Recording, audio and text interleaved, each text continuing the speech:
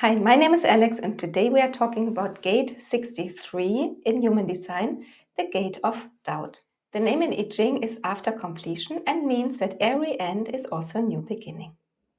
Let's take a practical example. Imagine you have finished something. It doesn't matter what. Let's say a house or a sandbox, or you've made a vase.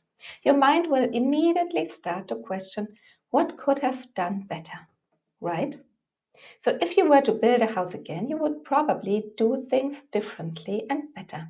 And that is what it's all about. Not resting on what has already been done or recognized, but always looking for improvement. Very important here, it's nothing personal.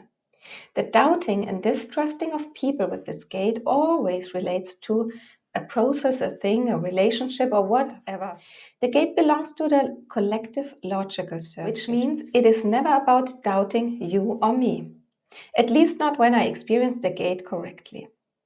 In the non-self only comes self-doubt. Healthy, however, it is impersonal. Was it right to install gas heating, or should we rather have gone for photovoltaics? Should we have put bird sand in the sandpit instead of sand from the gravel pit? And would the vase perhaps stand more securely if it had been wider at the bottom? The mind is challenged to filter out something new for it from all the inspirations and with that improve on what is already known. You know, the mind naturally only knows the things it has already encountered. For the future, however, it is important to question and improve things, structures, knowledge, logically and critically. Only in this way, progress is possible. People with gate 63 in their chart can often make very thorough and careful decisions, but they can also tend to fall into self doubt and uncertainty. It can be difficult for them to accept their decisions, and they can often wonder if they have made the right decision. This can make it difficult for them to make a decision at all or to commit themselves because they see many different possibilities and options. However, people with gate 63 can also be very good observers and analysts. They have a talent for analyzing and understanding complex information and can therefore often gain valuable insights. If they learn to trust themselves and make decisions based on their analysis, their understanding, but above all their own decision making authority, such as their intuition, their gut voice, their feeling, they can be very, very successful.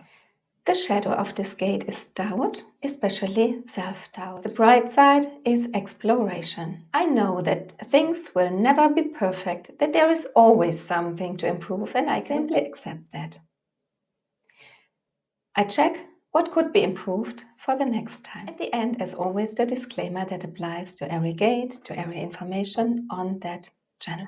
You know now about the potential quality of the single gate of gate 63, but that is only a small piece of information in your overall picture.